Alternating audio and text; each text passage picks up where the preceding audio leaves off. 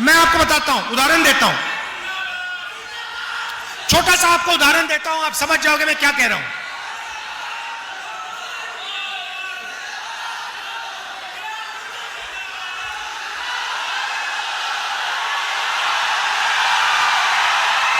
मैंने सुनो, मैंने एक एक्सपेरिमेंट किया। देखो, एक बार मैं यूपी में गाड़ी में जा रहा था, आप समझ जाओगे मेरा लक्ष्य क्या है।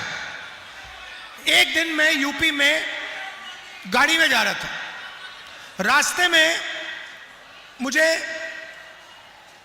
मोची की दुकान दिखी और मैं रुक गया, और मैंने मोची से बात शुरू की। नाम उसका चेतराम है, चेतराम मोची। मैंने उससे बातचीत की। वो मुझे कहता है, राहुल जी आप यहां आए हो, आपने मेरी इज्जत की है, मेरी कोई इज्जत नहीं करता। आप आए हो, आपने मेरी इज्जत की। फिर मैं देख रहा था वो जूता बना रहा था, उसका हुनर, उसकी तपस्या थी, पूरी जिंदगी उसने मोची का काम किया, अनलिमिटेड ज्ञान था उसका।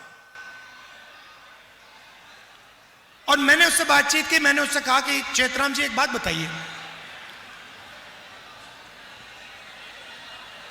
आपको किस चीज की जरूरत है। और उसने मुझे कहा, राहुल जी मेरी दुकान बंद हो रही है, मेरी दुकान बंद हो रही है। उसका बेटा कहता है, राहुल जी मैं तो पापा के साथ काम नहीं करूंगा,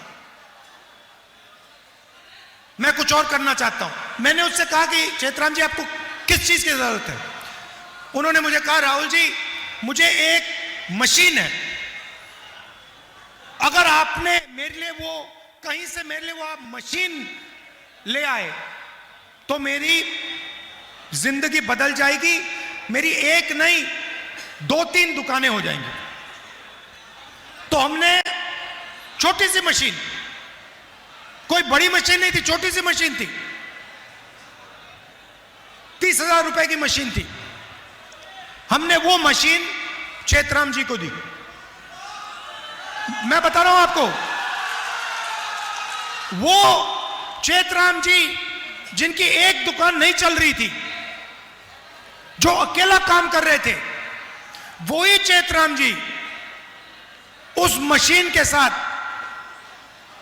उन्होंने 2 दुकानें खोली महीनों में, 6 महीने के अंदर 2 दुकानें खोल के 10 लोग उनके लिए काम कर रहे थे। तो आप में हुनर की कमी नहीं है, आप में मेहनत की कमी नहीं है। आपकी जो सरकार है वो आपकी मदद नहीं करना चाहती।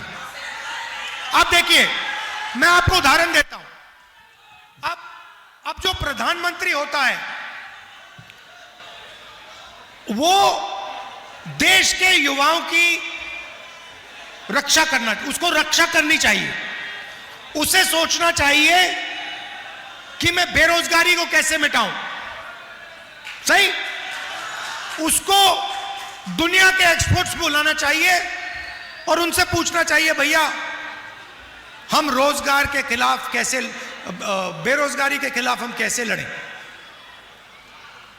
और अगर दिन में 24 घंटे हैं तो हिंदुस्तान के प्रधानमंत्री को 6, 7, 8 घंटे तो इसमें लगा देने चाहिए कि मैं अपने देश के युवाओं को रोजगार कैसे दिलवाऊं, बिहार के युवाओं को मैं कैसे रोजगार दिलवाऊं। रोजगार क्या होता है?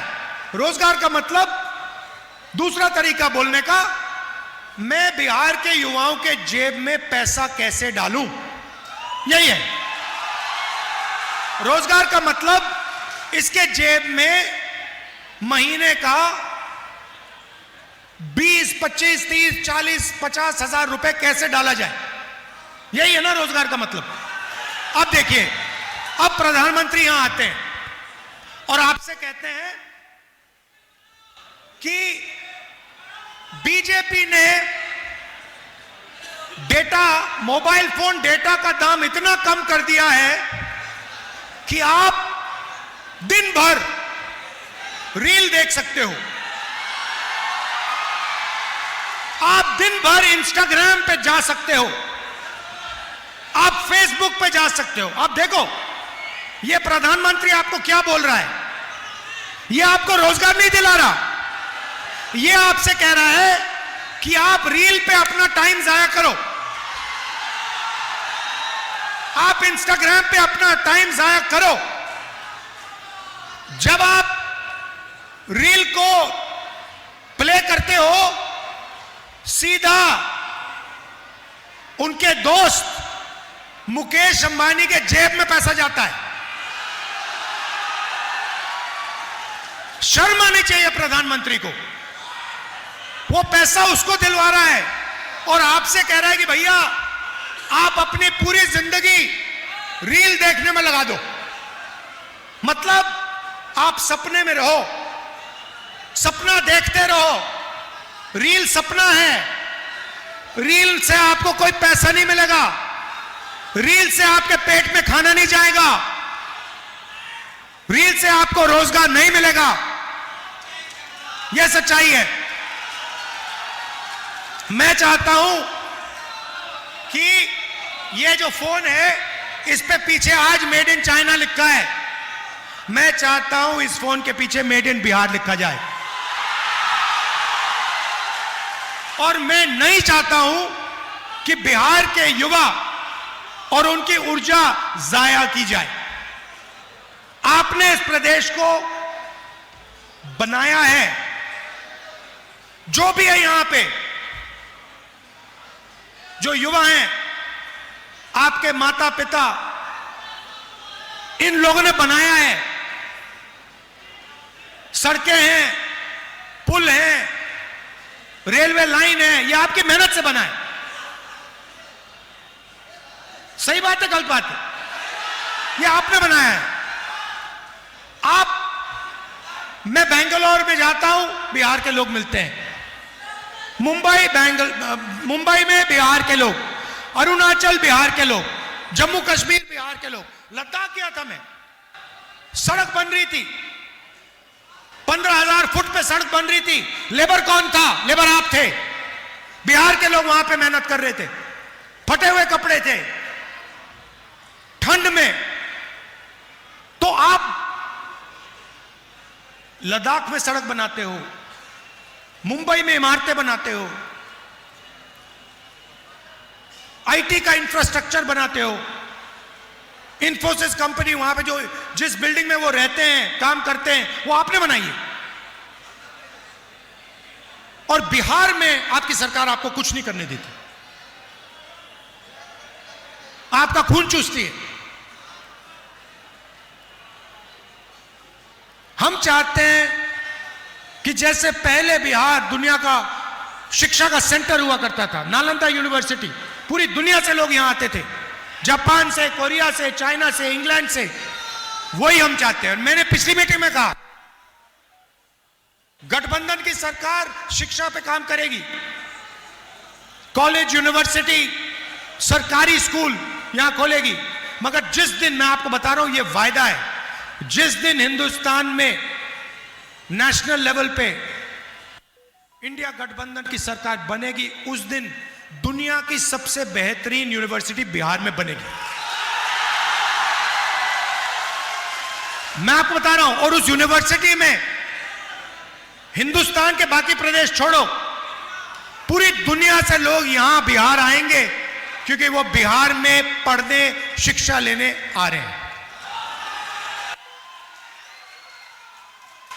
तो ये हम चाहते हैं। आप कभी दिल्ली जाओ, ऑल इंडिया मेडिकल इंस्टीट्यूट कभी गए हो? आप गए ना?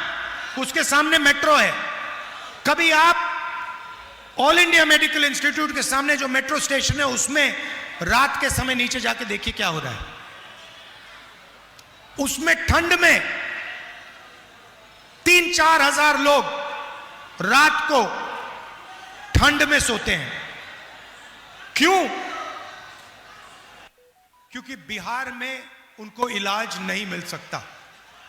बिहार के लोग ऑल इंडिया मेडिकल इंस्टीट्यूट के सामने एक दिन के लिए नहीं, इलाज के लिए 10-15 दिन, ठंड में 20 दिन मेट्रो स्टेशन के सामने। क्यों?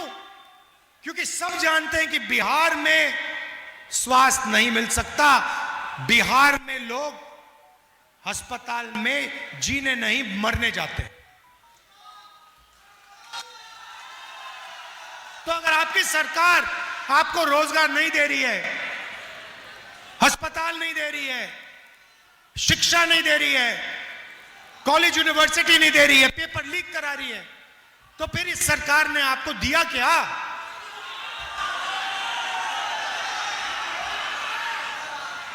और अब दूसरा तरीका निकाला इन्होंने।